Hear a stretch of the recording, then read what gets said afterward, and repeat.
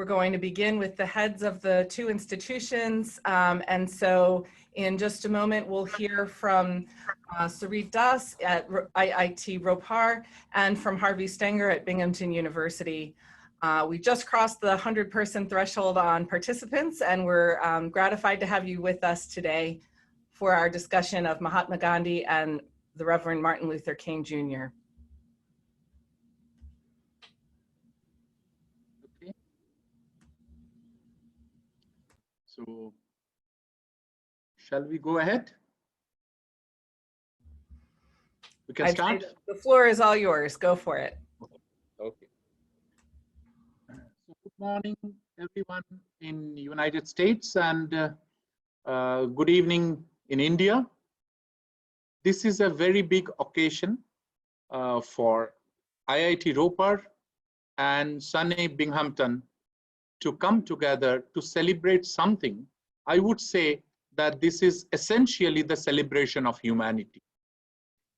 Today, in a time when the entire humanity is under a different kind of crisis, we are able to understand that whatever we may do, science, technology, at the core of everything is humanity. And if we do not understand the values of humanity, whatever we have received, whatever we are undergoing, then probably all the other aspects, whatever may be the advancement in terms of artificial intelligence or nanotechnology is useless, because everything is for the human being. I think 150 years of Mahatma Gandhi is an occasion to celebrate humanity. Not because we see Mahatma Gandhi as a liberator from colonial power. Wherever colonial power was there was a national hero. In every country where colonial power was there, there was somebody who led the freedom fight, from George Washington to Nasser in Egypt, or anywhere you look at. Wherever there was colonial power, people revolted against that, and they had a leader, and naturally he or she becomes a national hero for ages to come. We do not celebrate Mahatma Gandhi just because of that, just because of liberating one of the largest nations, but because of a different reason altogether. This is the fact that he put in his struggle humanity and morality at the center of his struggle. It's not by any means for him, not the end, the means were more important. That was the important thing. Even if you remember when non-cooperation movement was going on, and in one place, in a small village, when police station was attacked by the crowd and 7 police people were burnt alive, he suspended the movement in the whole country, because he says that non-violence, putting moral pressure, taking moral high ground, and fighting with morality is at the key of our struggle. We don't want freedom at any cost. And if I allow this to go, if I allow and describe it as a small incident, what will happen? The means will be forgotten. Only the ends will be justified, justifying the means, which I do not want. And this is where Mahatma Gandhi is different. This is where, sometimes somebody said that, Mahatma Gandhi didn't get a Nobel Prize, Nobel Peace Prize. I said, well, Mahatma Gandhi didn't miss the Nobel Peace Prize. The Nobel Peace Prize missed Mahatma Gandhi. Because you look at, even about life, Mahatma Gandhi's whole life, if you take, and if you think of what portion of it he actually spent for national liberation of India, it's only a part of that.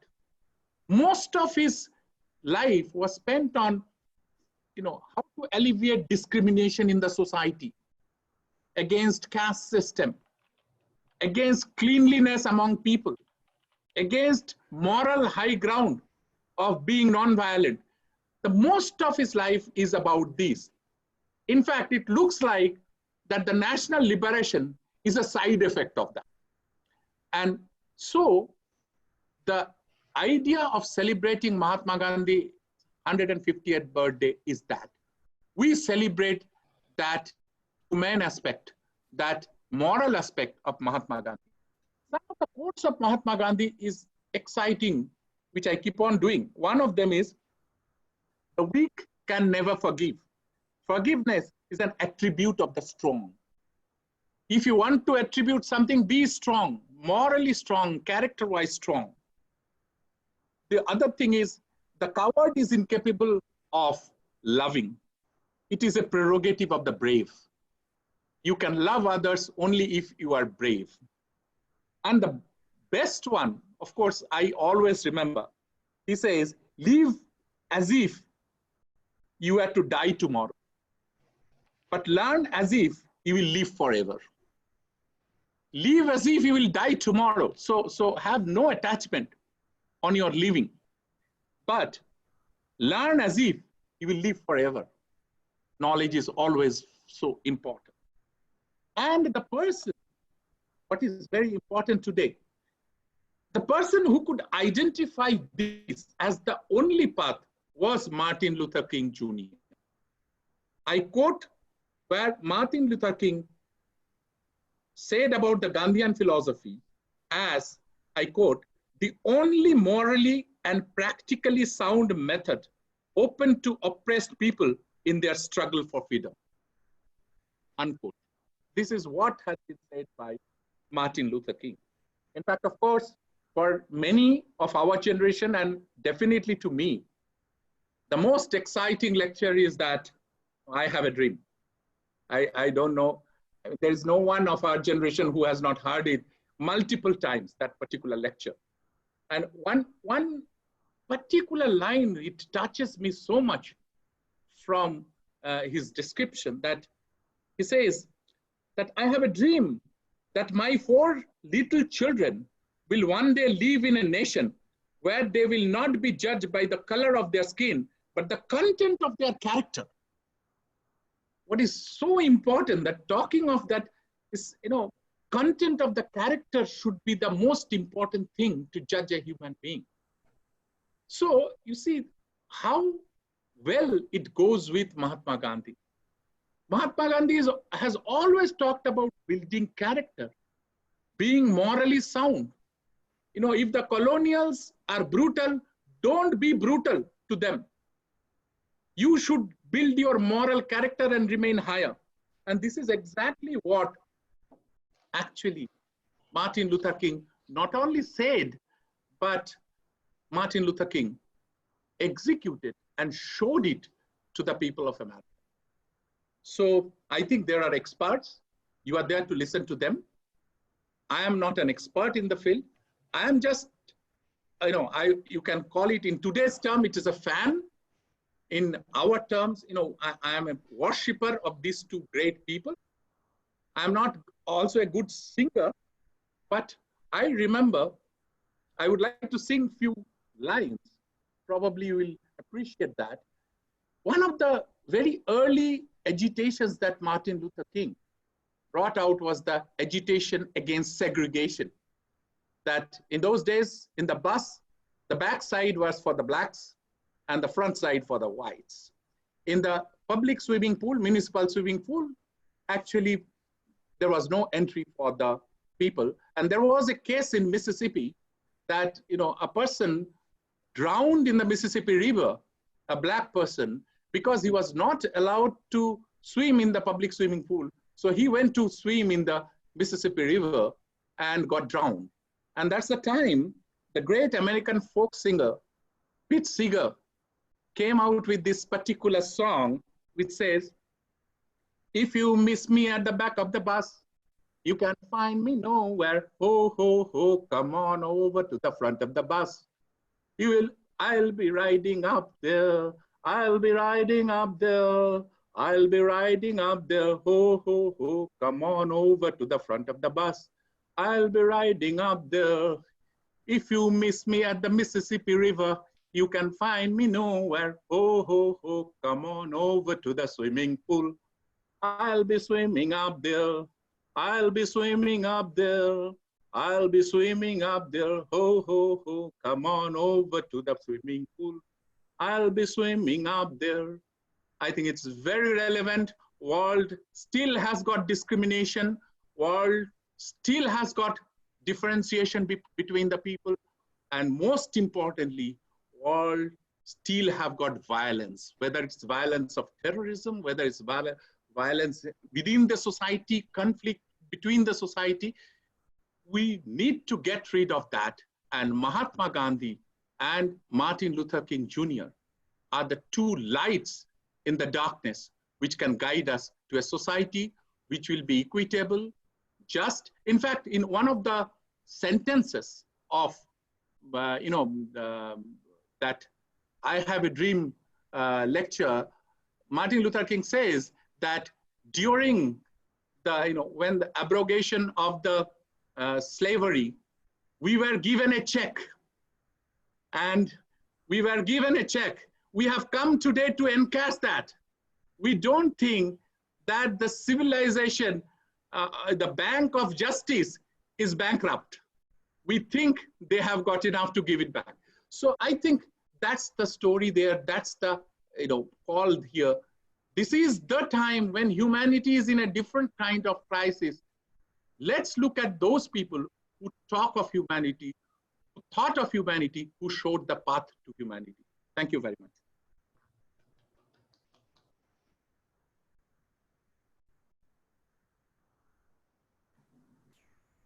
Thank you very much, Sarit. That was wonderful. On behalf of Binghamton University, I'm delighted to be able to welcome all of our web participants to this international celebration of the 150th anniversary of the birth of Mahatma Gandhi and an exploration of vision of nonviolence he shared with Martin Luther King Jr. I'm Harvey Stenger, president of Binghamton University. And let me begin by extending a great welcome and almost a round of applause to that wonderful opening, our director of the Indian Institute of Technology at Ropar, Sarit Das. Thank you very much, Sarit. Over the past few years, Binghamton has established a great partnership with IIT Ropar, one that has brought a good number of promising engineers across the globe to our campus in Vestal, New York. And I'm really delighted that today's program includes Bijoy Boruah, Professor of Humanities and Social Sciences at IIT Ropar. Professor Boruah is a highly respected scholar whose interests include aesthetics and the philosophy of the mind. And I think this perspective may be helpful today as we look to understand the power of nonviolence and Gandhi's relevance in today's world. I know we're all looking forward to his remarks, and I want to thank him for participating today. I also want to thank Binghamton University Executive Vice President for Academic Affairs and Provost, Donald Nieman, for participating in today's webinar also. Don is an accomplished scholar of United States history, specializing in law, race, and civil rights, who will be speaking on the commonalities between Martin Luther King Jr. and Mahatma Gandhi's shared vision of nonviolence.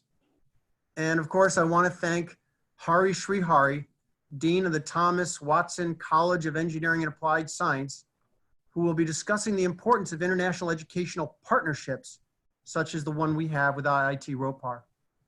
As president of Binghamton University, I've had the opportunity to see firsthand how social movements and protests are sweeping our nation.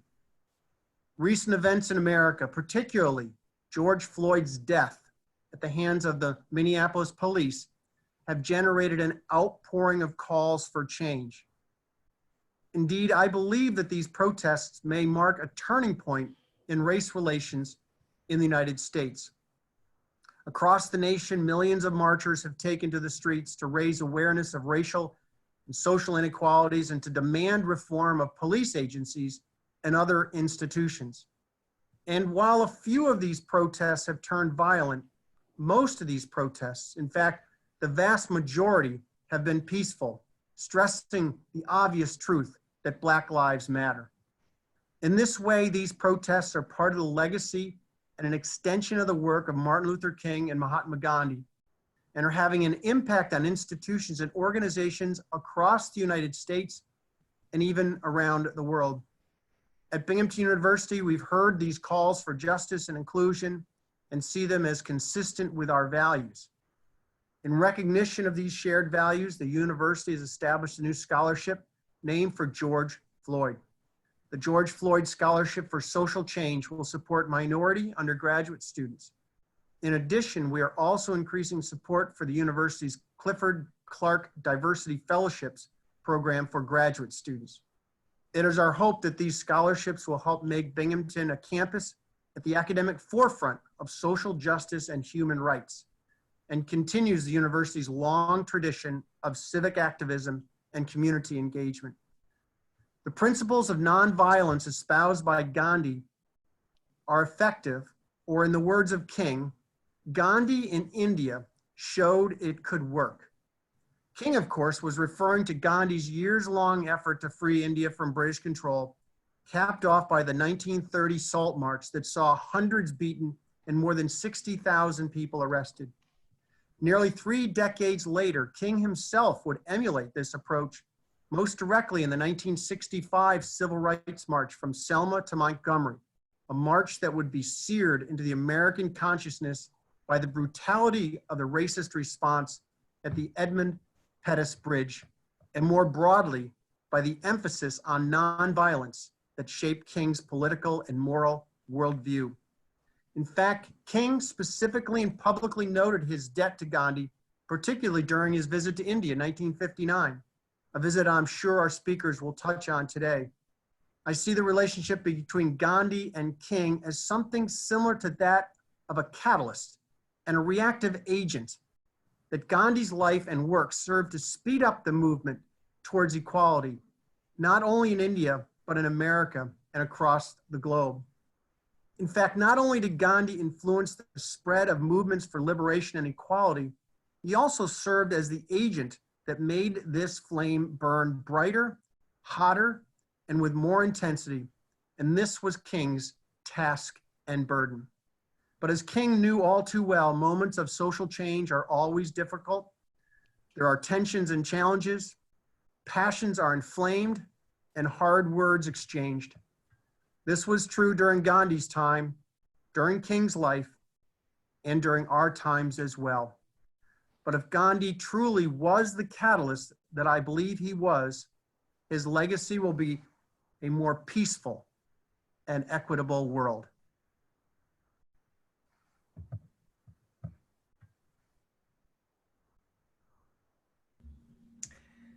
Thank you both so much for those remarks. Next, we'll have a presentation by Dr. Boruah from IIT Ropar. And I believe he's going to have some slides to share with us as well. Give us just a moment while we get situated for that.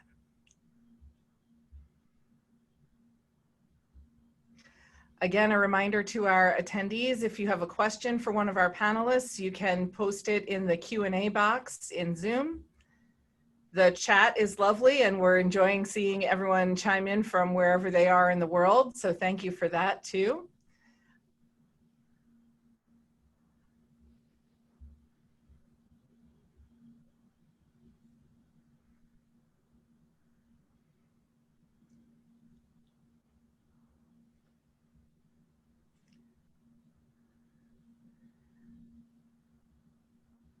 For our colleagues in India, you need to start your sound again also. Take yourselves off of mute.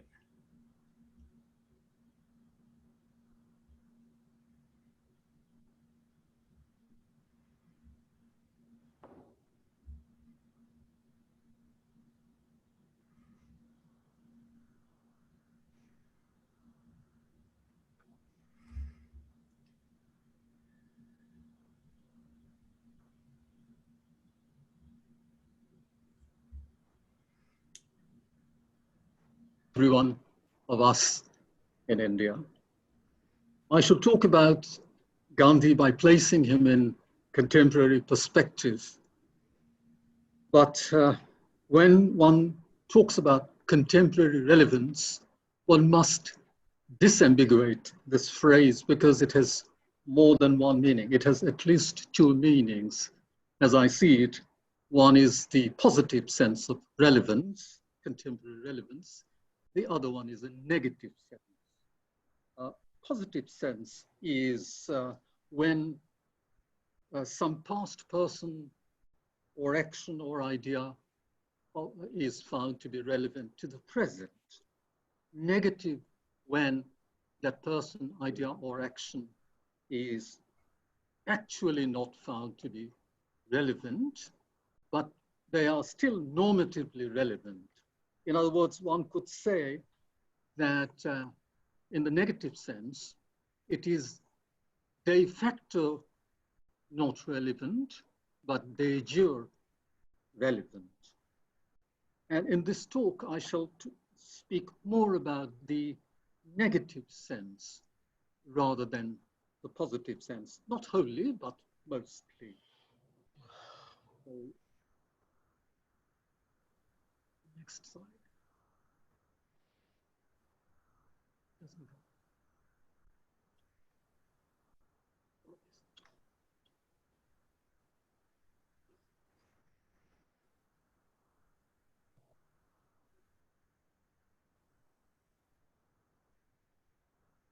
What is happening?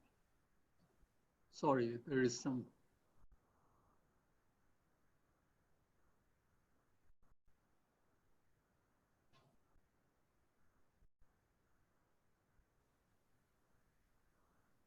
Yes, my discussion will be centered on contemporary intellectual deliberations on nonviolence. And this discussion is more of a critique bent on the negative sense of contemporary relevance.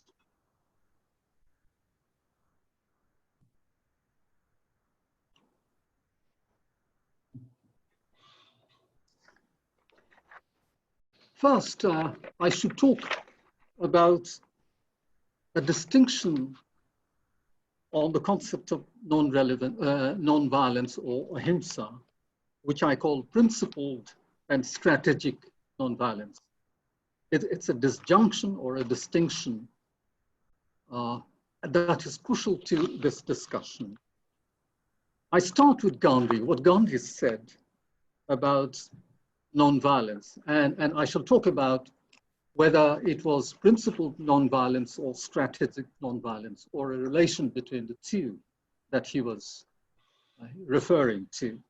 I quote here, non-violence is mightier than the mightiest weapon of destruction devised by the ingenuity of man, a force superior to all the forces put together, unquote.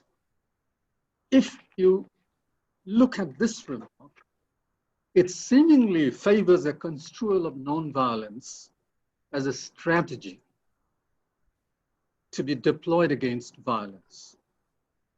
Indeed, it is as strategic non-violence or non-violence as a technique of resistance that non-violence has been analyzed or was analyzed by Gene Sharp, the famous American, in his very popular books like The Politics of Nonviolent Action of 1973, and more recently, Waging Nonviolent Struggle, 20th Century Practice and 21st Century Potential, 2005. Why do I mention Gene Sharp? That's because he was the founder of the Albert Einstein Institution in Boston, dedicated to the study and use of strategic nonviolence action in conflict. And that institution is committed to the defense of freedom, democracy, and the reduction of political violence through the use of nonviolent action. It's quite relevant that we go into that discussion and Gene Sharp's emphasis on strategic nonviolence. It's clear that Sharp's strategic mission of the Albert Einstein Institution is largely confined to working out the procedural mechanism of nonviolent action in the service of formulating policies that can be implemented against conflict and violence, in thus recognizing nonviolence as a technique of resistance.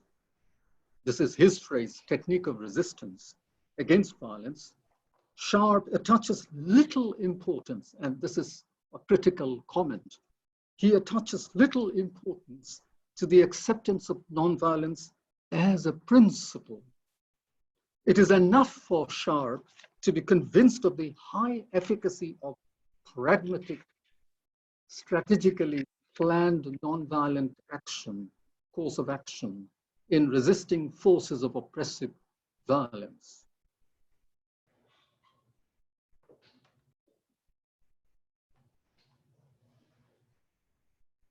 Strategic nonviolence, in contrast to principled nonviolence, has had its followers in recent history. Very famously, Nelson Mandela and the African National Congress had initially adopted nonviolence only as a strategy. But after the Sharpeville massacre of 1960, the anti-racial demonstration in South Africa in the black township of Sharpeville, where many demonstrators were killed in police firing and many more injured. After that event, Mandela and African National Congress were inspired by principled nonviolence. And the inspiration came from the very Gandhian words of that famous African Nobel laureate, Nobel Peace Prize winner for peace, Nobel Prize for Peace, Albert Luthuli, who said, probably by referring to that 1960 massacre, I quote him, "Nonviolence has failed, or has not failed us. We failed nonviolence," unquote.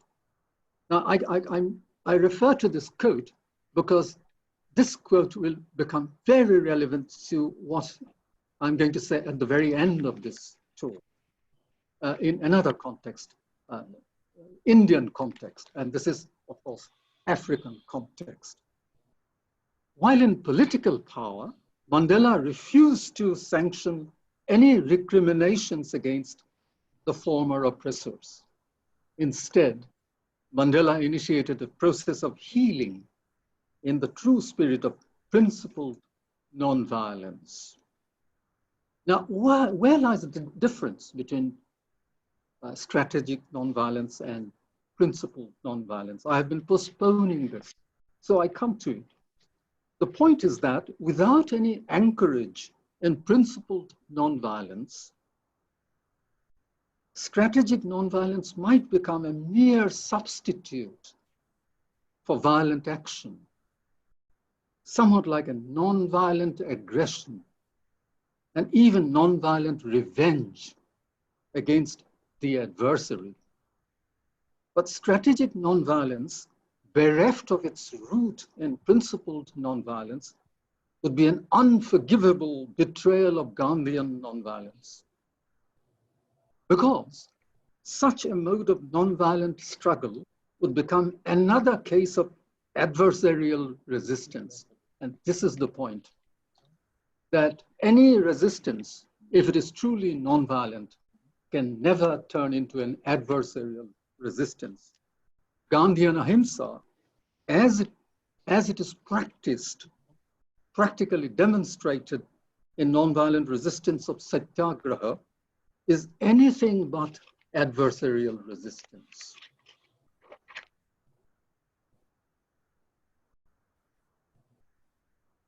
So I now spell out more what is principled nonviolence. Understanding the principled grounding of ahimsa or nonviolence takes us to Gandhi's own statements.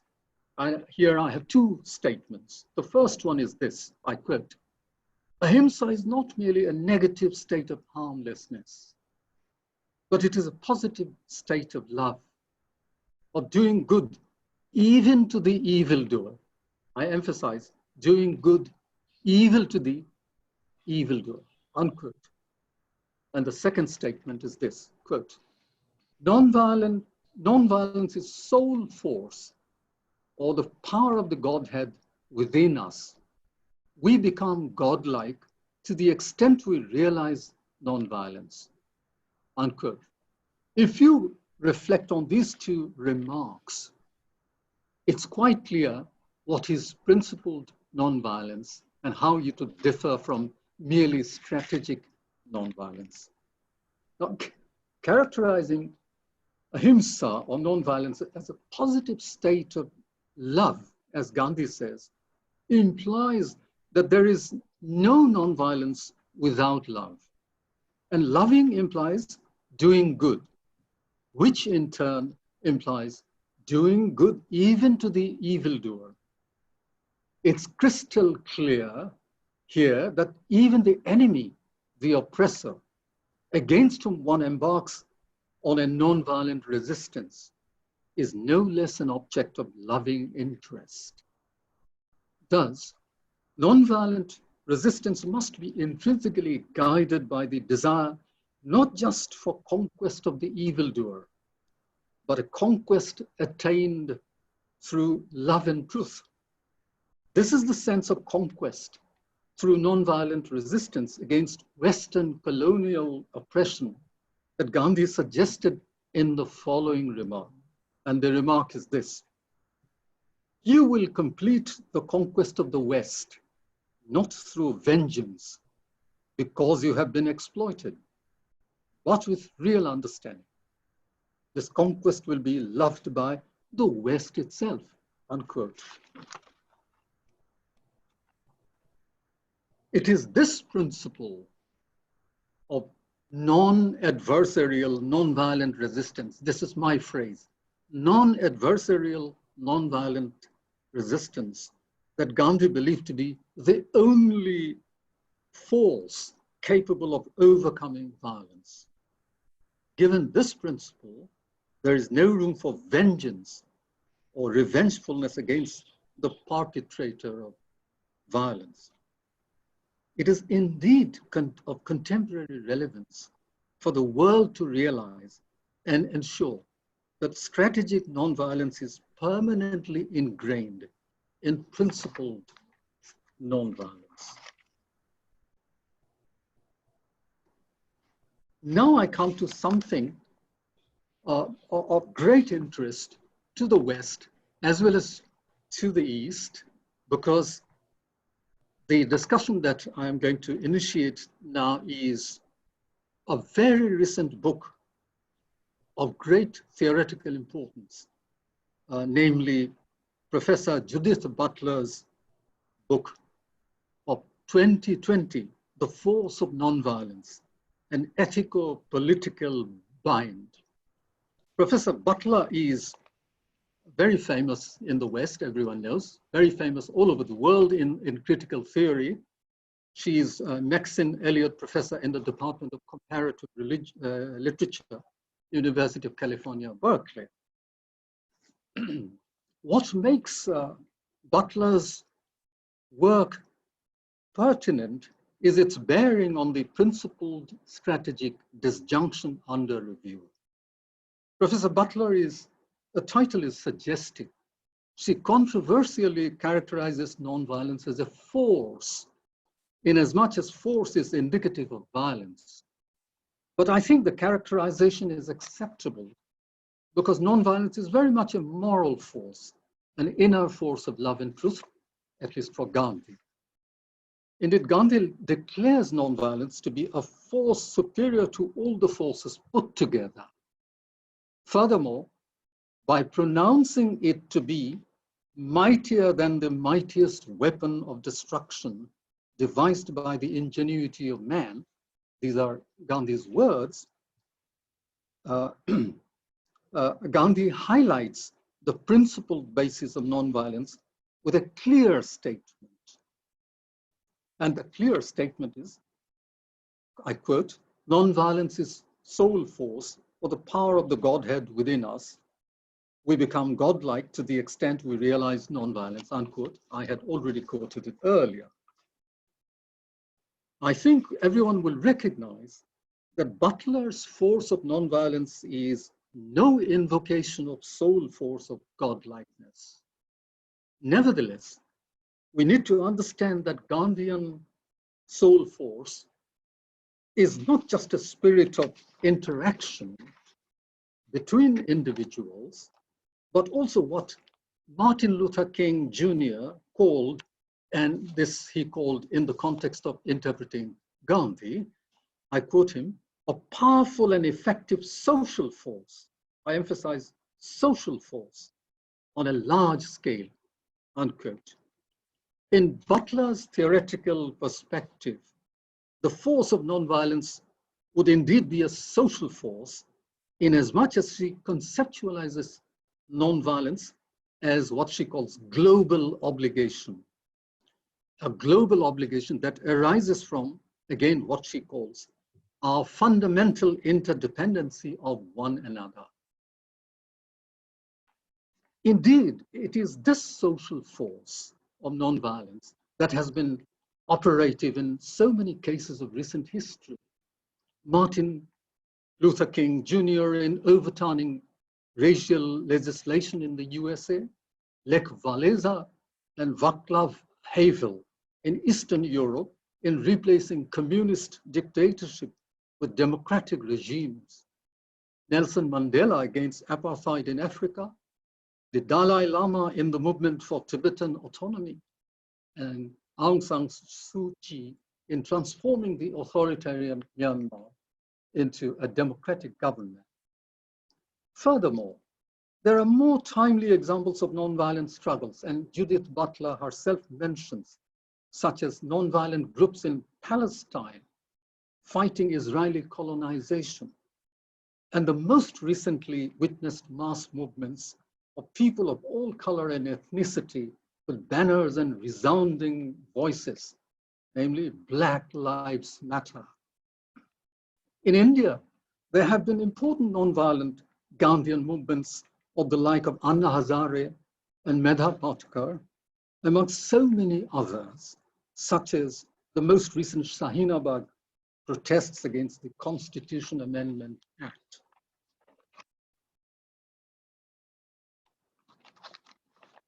Now, Butler is talking about the ethics of nonviolent revenge.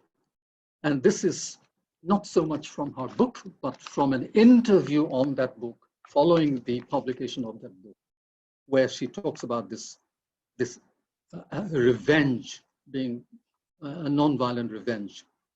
So there is a partial consistency between Butler and Gandhi on nonviolence.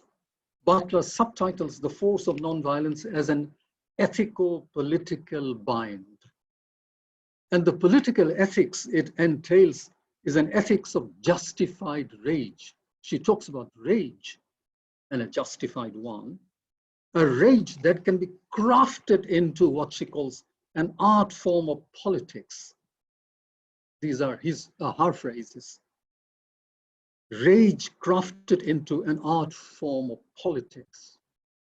Nonviolent resistance is a kind of political art, a political strategy. And here I quote Butler, the most important remark. I quote, the significance of nonviolence is not to be found in our most pacific moments, but precisely when revenge makes perfect sense. I emphasize, revenge makes perfect sense. This is where Butler seems to be professing a kind of strategic nonviolence formulated by the art of politics. But her position is also principled nonviolence in that she develops a theory of nonviolent resistance through a critique of the liberal individualist conception of self. However, that theoretical grounding is such that it does allow the strategy of nonviolent resistance to be a kind of nonviolent vengeance, very un-Gandhian. given Butler's admission that such nonviolent expression of rage is an attitude of revenge that makes perfect sense. I do not have to reiterate here that the Butlerian theory of nonviolence is quite inconsistent in this respect, at least, or incongruent with Gandhian nonviolence. The fact that a contemporary Western intellectual deliberation of such theoretical sophistication is at variance with Gandhian ahimsa is of considerable relevance to our critical contemporary understanding of this vital concept of nonviolence. While Gandhian nonviolence is as ethico-political as it can be, its principled commitment to love and truth keeps it absolutely aloof from adversarial political confrontation. This debate is of contemporary relevance in view of what we witness in global politics, in international political relations defined by a balance of power. It is a scenario of adversarial confrontation underpinned by the formation of military and economic power. And this power is the repository of potential violence against one another. And to prescribe a political art of nonviolence, nonviolent resistance against any violence in the spirit of vengeance is, ironically, to relish the virtue of violence. Although there is no political, physical violence when revenge is rendered nonviolent, the sublimated attitude of revenge is still a form of attitudinal violence.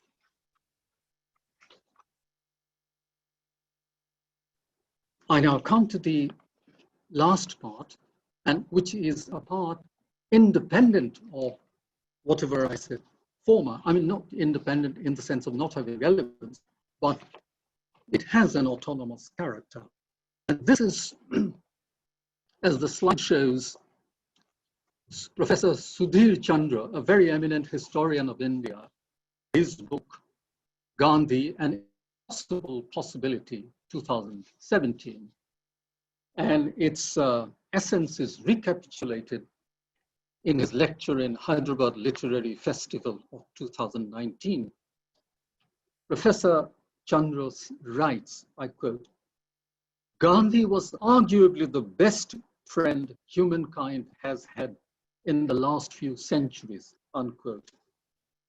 But the mortal end of the best friend of humankind, the last 2.25 of his life, years of his life, was deeply sorrowful and a tragic end of life. And Professor Sudhir Chandra narrates, Sudhir Chandra provides a beautiful, a brilliant narrative of that sorrow and the reason for it. In his optimistic days of relentless struggle for human emancipation from oppression, with unwavering resolution to serve humanity in the spirit of ahimsa, Gandhi had wished to live for as long as 125 years. But there was a reversal of that optimistic desire during the fitful last couple of years of his life. Rather than desiring to prolong his life for serving humanity, he instead started praying for the end of his life. And speaking on his last birthday, 2nd October, 1947, Gandhi expressed his mortifying sorrow in these words: "This is a day for me to mourn. I am surprised, indeed ashamed, that I am still alive. The desire to live for 125 years has left me. I am entering 79 today, and even that pricks me." Unquote. What was the reason for this anguish and despondency? Well, that mortifying despondency is the startling discovery Gandhi made in the years immediately preceding India's independence and partition. That discovery was a devastating change in his understanding of how his fellow Indians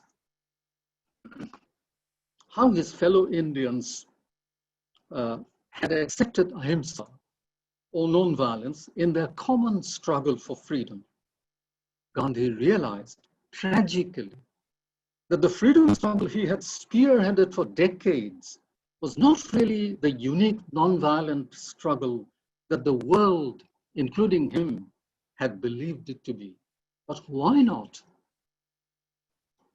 What led to this cataclysmic change in understanding is his witnessing the eruption of savage communal violence on the eve of Indian independence. How could the same Indians who were committed to non-violence for decades at all afford to indulge in such savagery? What explains this puzzling eruption of violence for the votaries of non-violence? Gandhi's answer, which overturns the hitherto held belief about a non-violent attainment of India's independence, was that, and these are the significant words, there never was a non-violent satyagraha during the freedom struggle. Contrary to what the world, including Gandhi, thought, the non-violence that was all along, the violence that was all along lying suppressed in people's hearts had abruptly erupted into communal savagery. In Freudian psychoanalytic terms, this eruption is a case of what Freud would call revenge of the repressed. The collective repressed had resurfaced in a violent manifestation. Gandhi's disillusionment with his fellow Indians and the Indian freedom movement is a tragic betrayal, not of the sanctity and efficacy of non-violence as a sole force, of course not, but of the apparent commitment of the people of India, of Mahatma Gandhi, as well as this godlike spirit of courageous resistance against violence. So, the people in their struggle, freedom struggle, under the leadership of a truly non-violent agent of satyagraha, were themselves pseudo-agents of a non-violent movement. It was a pseudo-non-violent movement. For Gandhi, ahimsa was a dharma, a commitment growing from a soul force, whereas for the Indian National Congress, it was a pragmatic instrument, a strategy crafted by the art of politics, a contingent means of political expediency. Once the political goal was attained, Indian National Congress had lost its use in this instrument. This is the very end. The tragedy is obvious. What Gandhi saw is the shattering of the grand dream that he had dreamt for the transformation of humankind. In conclusion, I want to say, the lesson we learn from this is the realization that strategic nonviolence, with which I began today, strategic nonviolence always runs the risk of compromising with the instinct of violence that humans are vulnerable to. Strategic, pragmatic, nonviolent resistance is a political movement that moves under the uncanny shadow of violence. This understanding, along with the shocking realization that the entire freedom struggle of India was not truly nonviolent, makes our remembrance of Gandhi today of paramount contemporary relevance. Thank you.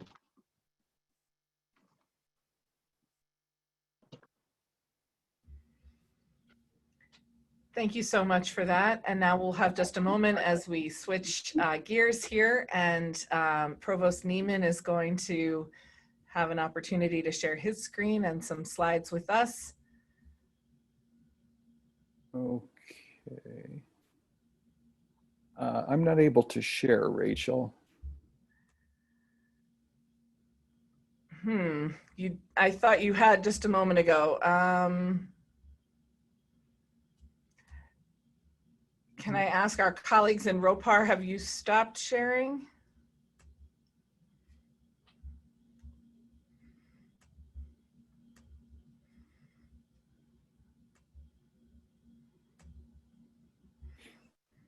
Okay, let's see. I've made you the host of the meeting in case that will help our situation. Let's see that if this works.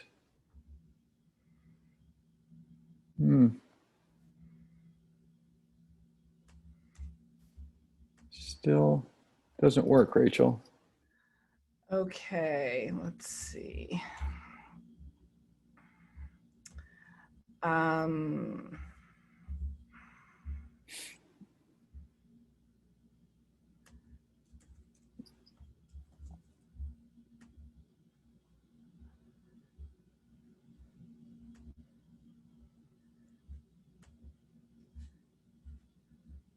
Give me just a moment. I'll open it on my screen and Thank you. we'll go from there.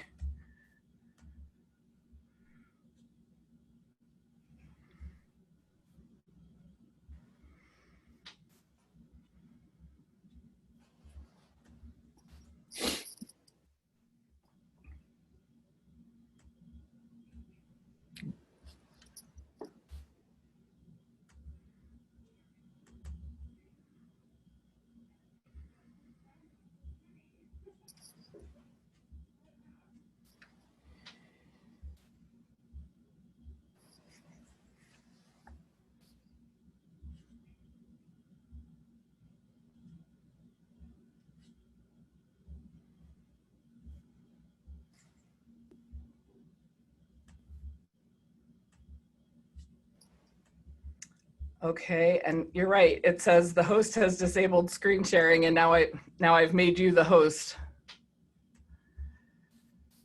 Yeah, and when I put up screen share, I get who can share, only host, and that's about And I it. named you the host. So Yeah. would you try again? Yeah. Still no luck. Here we go.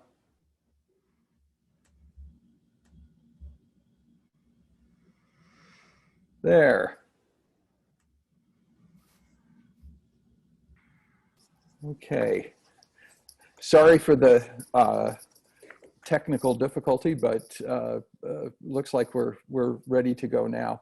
Well, I'd like to thank Director Das and President Stenger for their remarks, and also Professor Boruah for his really incisive analysis. I certainly learned a lot from that, and want to thank you.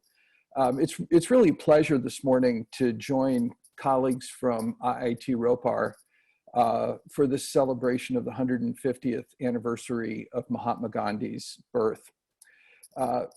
Binghamton has a very strong partnership with IIT Ropar and a number of other institutions of higher education in India. These partnerships are really mutually beneficial because they allow us to learn from one another. I think that's really the essence of these partnerships. So it's a pleasure for me this morning as a historian to be able to reflect on how Dr. Martin Luther King Jr., the preeminent leader of the American Civil Rights Movement, took inspiration from and learned from Gandhi. It's certainly a timely topic. The hatred, division, and injustice that Gandhi and King contested remain and are being challenged as we speak by a new generation of activists. Now, Martin Luther King Jr. was born in 1929, the year before the Salt March. He grew up in a world in which Gandhi was celebrated. In 1931, a week before King's second birthday, Gandhi was recognized as Time magazine's Man of the Year for 1930. Gandhi's ideas were very influential in the United States especially among progressives in the 1930s and the 1940s. They learned about Gandhi through news coverage of his campaign against British rule in India, and also through books like War Without Violence by Srihari, who was a disciple of Gandhi, who studied in the United States, earned a PhD at Columbia University in New York City. But nowhere, however, were Gandhi's ideas more popular before World War II in the United States than among African American leaders. They saw a parallel between Gandhi's efforts to liberate India from British rule and their own efforts to challenge white supremacy in the United States. For them, nonviolent resistance offered a strategy for challenging laws and practices like segregation and disfranchisement that ensured that African Americans were marked as a despised group and relegated to inferior everything: jobs, housing, healthcare, education, and of course, justice. Gandhi's ideas, especially showing love to the oppressor, also resonated deeply with Christian teachings that were embraced by most African Americans and certainly by African American leaders. Important leaders whom Gandhi influenced included A. Philip Randolph, who's on the top slide with First Lady Eleanor Roosevelt. Randolph organized a peaceful march on Washington in 1941 that prompted Franklin Roosevelt to issue a sweeping executive order against discrimination in wartime employment. The march didn't happen because Roosevelt issued his order and Randolph called off the march. Other leaders who were embraced Gandhi included Benjamin Mays, whose picture is on the lower left. He was president of Morehouse College, Martin Luther King's undergraduate institution, and Howard Thurman on the bottom right, who was a professor of theology at Boston University when King studied for his doctorate there. Both Mays and Thurman traveled to India during the 1930s and met with Gandhi and had extensive conversations with Gandhi that influenced their outlook. And both of them were important mentors for Martin Luther King. Following World War II, segregation was under attack in the United States. Professional baseball, you might understand it as America's cricket at that time, broke the color line in 1947 when Jackie Robinson began playing for the Brooklyn Dodgers. In 1950, President Harry Truman integrated the US military. And in 1954, the US Supreme Court issued a landmark decision declaring segregation in public education unconstitutional. Nevertheless, in the Deep South, states of the former Confederacy defended segregation as essential to whites' way of life.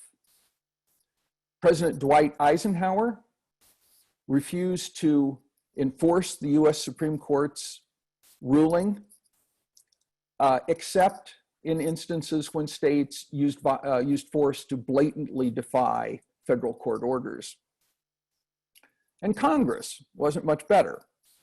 It refused to legislate on civil rights because of resistance and the power that Southern senators and representatives had, in addition to most Northern members of Congress unwilling to pick up the baton of civil rights. It was clear that if segregation were to end, African Americans would have to be the force to end it. Blacks were a minority in the United States. Whites controlled law enforcement, and armed organizations like the Ku Klux Klan unleashed violence against those who challenged segregation. This photo shows the aftermath of the bombing of the home and church of the Reverend Fred Shuttlesworth, a civil rights activist in Birmingham, Alabama. This bombing took place in 1956. If African Americans took up arms as a minority, they would be crushed. They might also alienate white Northerners, many of whom were sympathetic to the cause against segregation. Now, African Americans had used peaceful protest to challenge segregation as early as the 1850s, before the American Civil War. That tradition gained new life in the aftermath of the Supreme Court's 1954 decision holding that segregation in public education violated the Constitution. In December of 1955, Blacks in Montgomery, Alabama began a boycott of the city's segregated bus system. They vowed to stop riding until the city ended segregation on its buses. Their boycott would last for 381 days and ended only when the United States Supreme Court declared the city's practices unconstitutional. Now, as the boycott began in December of 1955, Black leaders in Montgomery formed an organization to coordinate the effort and elected as its president a 26-year-old preacher who had just moved to town and taken up the pulpit of one of the city's most prominent Black Baptist church. He was, of course, Martin Luther King Jr.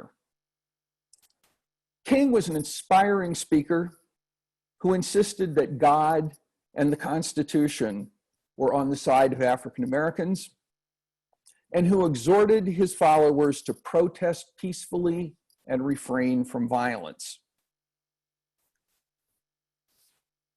He repeated the message in the face of violence.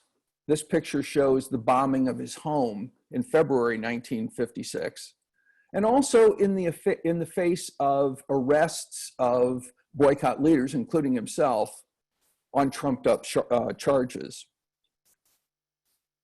King's message resonated with members of the Montgomery Black community, inspiring them to stay off the buses and walk to work and walk to do their shopping. Now, as the boycott began, King was familiar with Gandhi. He learned about his philosophy of nonviolence from Thurman and Mays, and he even wrote a paper on Gandhi as a graduate student. But his understanding was very, very limited. His understanding of Gandhi was very limited. Once the boycott began, however, civil rights leaders like Bayard Rustin, who's pictured here with King, who had studied Gandhi very deeply and used his tactics to protest segregation in the North, Rustin came to Montgomery to advise King, and he quickly became one of King's most trusted lieutenants. King soon came to articulate a more fully formed philosophy of nonviolence that was truly influenced by Gandhi. Individuals had a moral duty to disobey unjust laws and practices, King argued. They should refrain from violence, even when violence was used against them, and submit to arrest and imprisonment. They should respond to hate with love. By doing so, they would highlight the evils of white supremacy, make segregation unenforceable, and perhaps most importantly, prepare the way for reconciliation between Blacks and whites that would create what King began to call the beloved community. As King put it in February of 1956, shortly after his house was bombed, and I quote him, "Love will be returned for hate. Nonviolence will be returned for violence. Christ showed us the way, and Gandhi in India showed that it could work." For King, the means were important, but so were the ends, which he never lost sight of. He understood that by highlighting the brutality of white supremacy, he would generate support among Northerners and move the national government to use its power to end segregation. But his end was always reconciliation. Now, inspired by Gandhi, King was determined to visit India after the successful conclusion of the Montgomery boycott. Although he was celebrated in the United States, he believed, to use his own words, my true test would come when the people who knew Gandhi looked me over and passed judgment on me and the Montgomery movement. In February 1959, he embarked on a month-long tour of India, no small undertaking in 1959. His goal was to better understand Gandhi's philosophy. As he told reporters when he arrived in India, to other countries I may go as a prophet, to India I come as a pilgrim. He met with Nehru and many other Indian leaders, as well as Gandhi's son, grandsons, other relatives, and colleagues. He also spoke at a number of universities in India. Here he is pictured speaking at Presidency College in Chennai. King came away from his trip to India with a much greater appreciation for Gandhi and a much greater commitment to the means and ends of nonviolent resistance. After returning from India, King wrote that, in his words, he left India even more convinced that nonviolent resistance is the most potent weapon available to oppressed people. He marveled that, in his words, the aftermath of hatred and bitterness that usually follows a violent campaign was found nowhere in India. What he saw in India convinced him that, in his words, the way of nonviolence leads to redemption and the creation of the beloved community. It was that Gandhian belief that would become the central theme of King's most famous speech. Director Das referred to it earlier, his I Have a Dream speech delivered before 250,000 people in Washington in 1963. Now, King wasn't alone among US civil rights leaders in embracing nonviolence. He was, however, the best known and most effective in articulating it in ways that resonated with the Black masses in the South and also with whites in the North. Beginning in 1960, African Americans began a series of sit-ins to protest segregation. This slide pictures one of the most famous sit-ins in Jackson, Mississippi. Protesters entered segregated businesses, requested service, refused to leave when they were denied, and were beaten without striking back and arrested without resisting. Their actions highlighted the brutality of segregation and underscored the moral superiority of the protesters. These campaigns culminated in Birmingham, Alabama in 1963. Blacks called the city Bombingham because local police and the Ku Klux Klan were ruthless in their support of segregation. In 1963, King led massive demonstrations in the city and himself was arrested for violating court orders against picketing segregated businesses. He remained in jail, refusing bail, and wrote his classic defense of nonviolent resistance, Letter from the Birmingham Jail.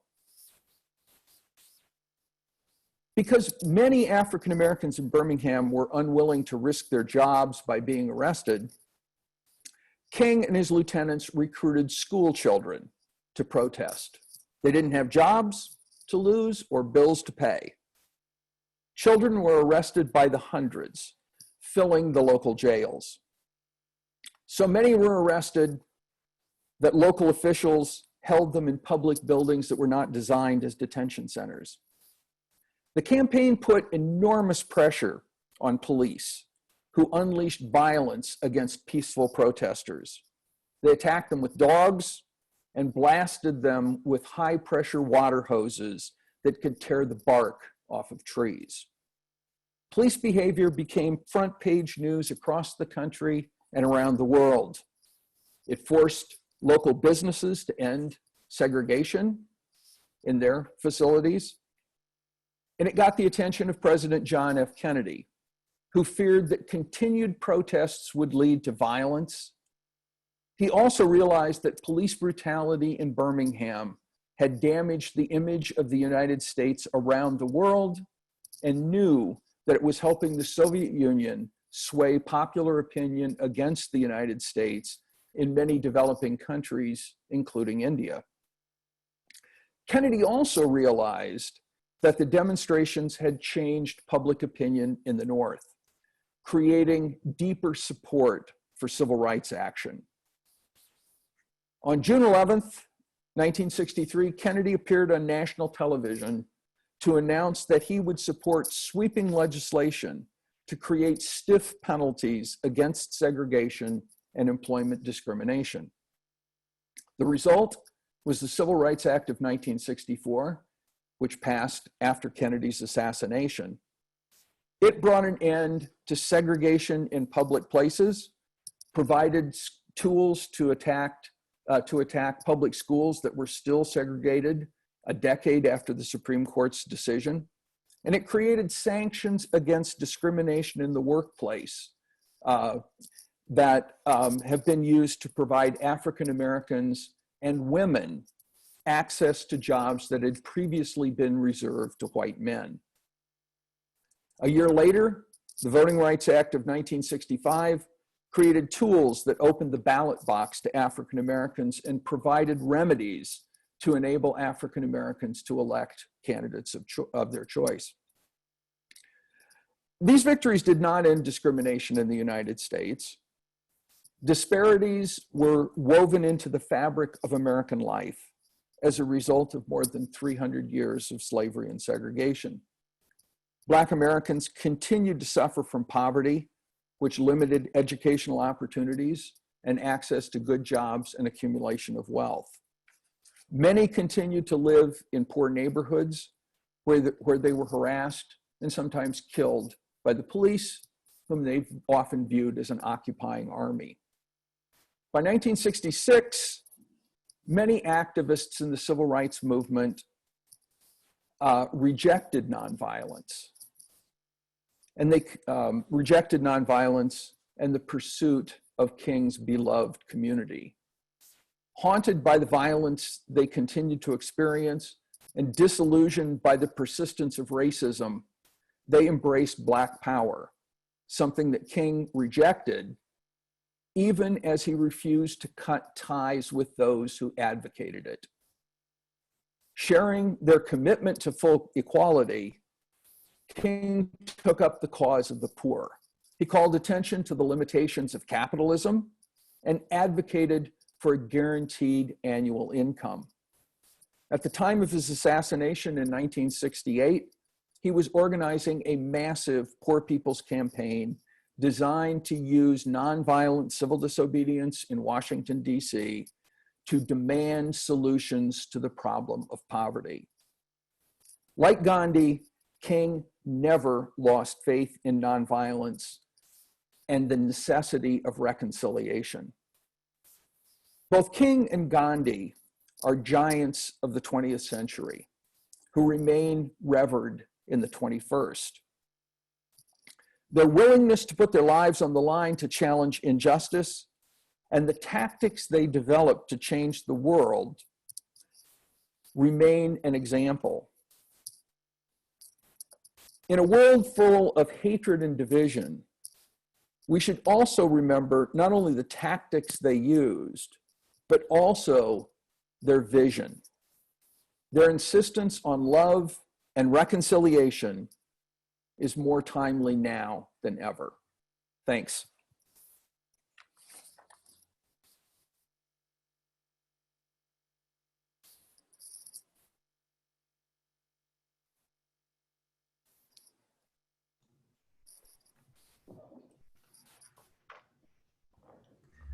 Rachel? Hari, do you want to go ahead with your concluding remarks? Yes, I will. Thank you very much, Rachel.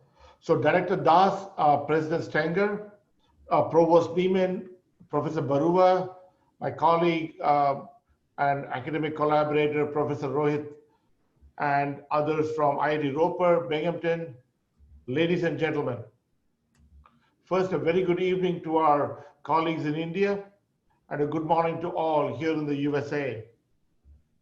Today we had an excellent set of presentations from President Stenger and President Das, or Director Das, from Professor Boruah and Provost Nieman.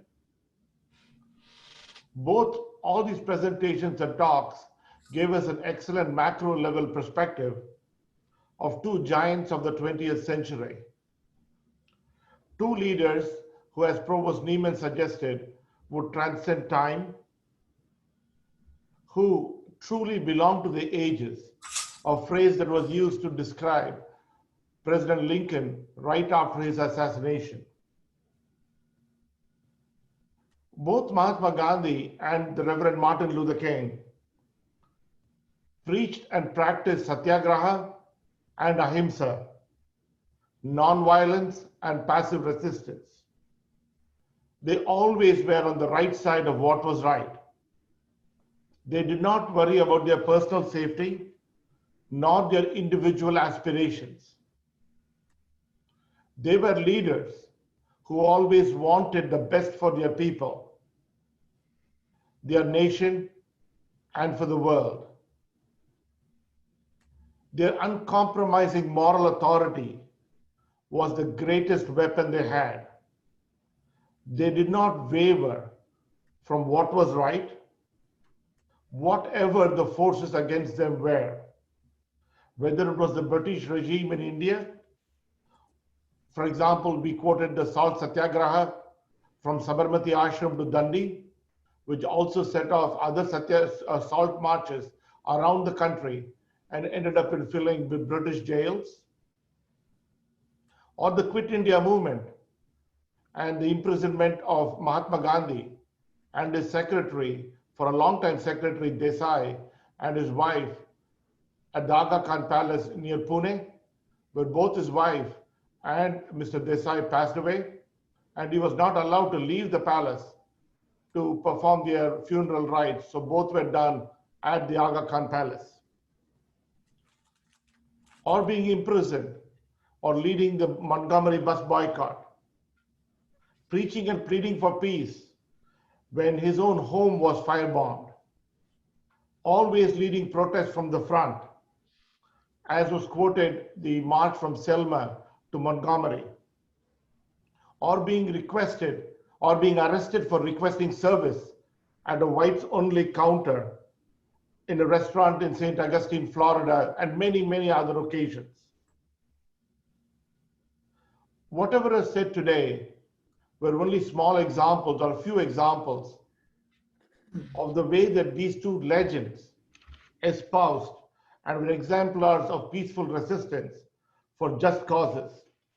Needless to say, there's a lot that we all can learn from these two icons of the 20th century, whose contributions to society has been and continues to be and will be colossal. Now, turning to this particular workshop this morning or this evening in Ropar, and in Minipart, and in India, and in IIT Ropar and Binghamton University, as has been stated, have enjoyed very good academic collaborations.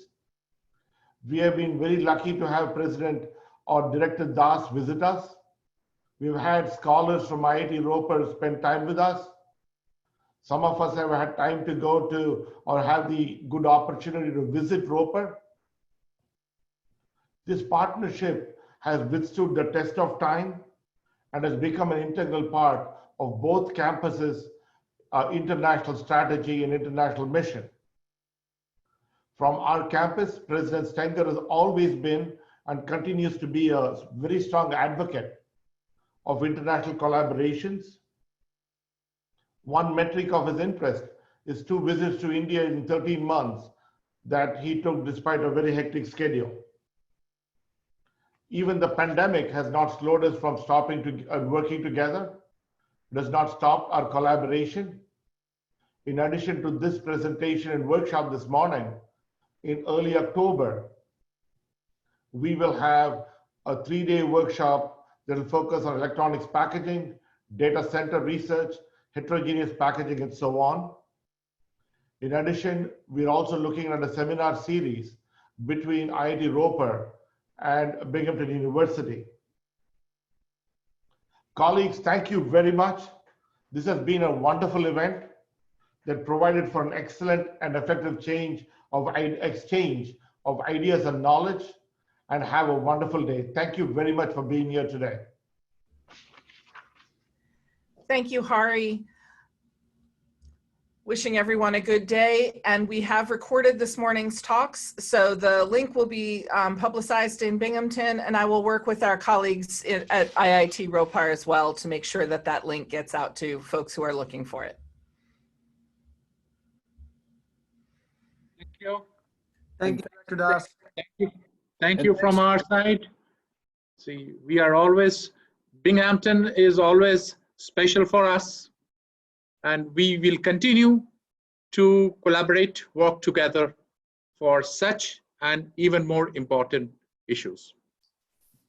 Thank you. Thank you. Thanks very much for including us in this. It was wonderful. Thank you.